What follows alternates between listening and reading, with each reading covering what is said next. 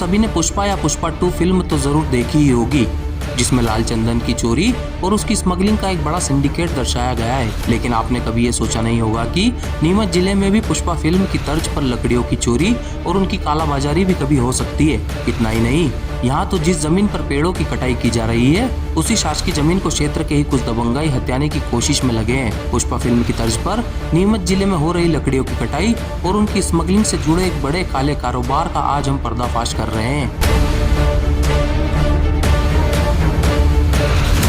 दरअसल लकड़ियों की कटाई, चोरी के बाद उनकी स्मगलिंग और शासकीय जमीन हत्याने से जुड़ा यह पूरा मामला नीमच जिले की जीरन तहसील के धामिया जागीर गांव का है। क्षेत्र के ही कुछ दबंगों ने गांव के पास मौजूद शासकीय जमीन, जिसे देशी भाषा में मगरा भी कहा जाता है, उस पर चोरी छुपे पहले सागवान और बबूल जैसे कई बेशकीमती हरे भरे पेड़ों की कटाई की, फिर उन्हीं लकड़ियों के छोटे छोटे टुकड़े करके अवैध रूप से तस्करी करना शुरू कर दिया। दबंगाई इस काले कारोबार से काली कमाई की मोटी रकम छाप रहे हैं। हमारे सूत्र बताते हैं कि जंगल से काटी गई इन बेशकीमती लकड़ियों की अवैध सप्लाई राजस्थान के प्रतापगढ़ जिले में हो रही है। लकड़ियों की कटाई और इनकी अवैध तस्करी में इन दबंगों को जीरन क्षेत्र के ही सरकारी कर्मचारियों का संरक्षण भी मिल रहा है। पेड़ों की कटाई के बाद यहाँ समतल हुई हजारों फीट जमीन को भी ये दबंगाई हत्याने और कब्जाने की फिराक में बैठे हैं।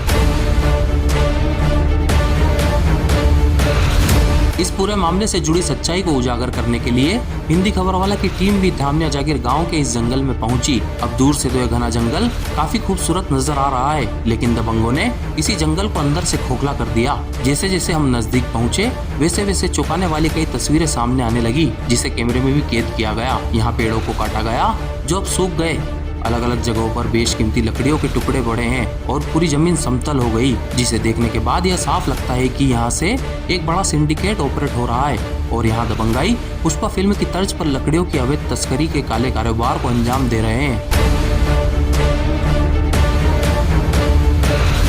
हालांकि इस पूरे मामले को लेकर वन विभाग के साथ ही प्रशासन के अधिकारी हरकत में आ गए। जब मामले की पड़ताल अधिकारियों ने की तो बारी बारी से कई चौंकाने वाले खुलासे जांच में हुए।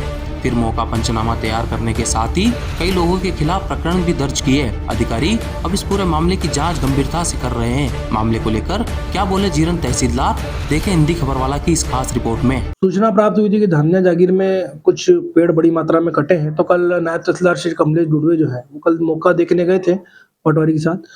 मौके पे कटाई मिली भी है, लेकिन कटे हुए पेड़ वहाँ अभी पड़े हुए नहीं थे, पर कटाई हुई है इसके निशान मिले हैं।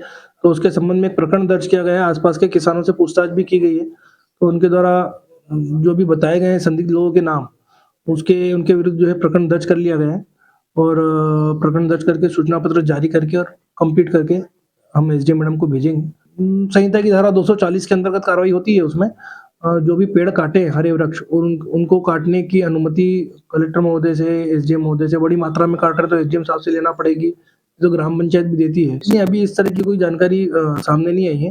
हालांकि पेड़ बड़ी मात्रा में कटे हैं तो निश्चित रूप से कुछ व्यावसायिक रूप से हो रहा होगा काम। नहीं, अभी ऐसा कुछ भी जो है मामला सामने नहीं आया। अभी धारा 6 की कार्रवाई हमारे वहाँ पेंडिंग पड़ी है, तो उसके लिए भी हम विज्ञप्ति जारी करना, उससे वन विभाग और जो रेवेन्यू की पूरी सीमाएं हैं वो क्लियर हो जाएगी।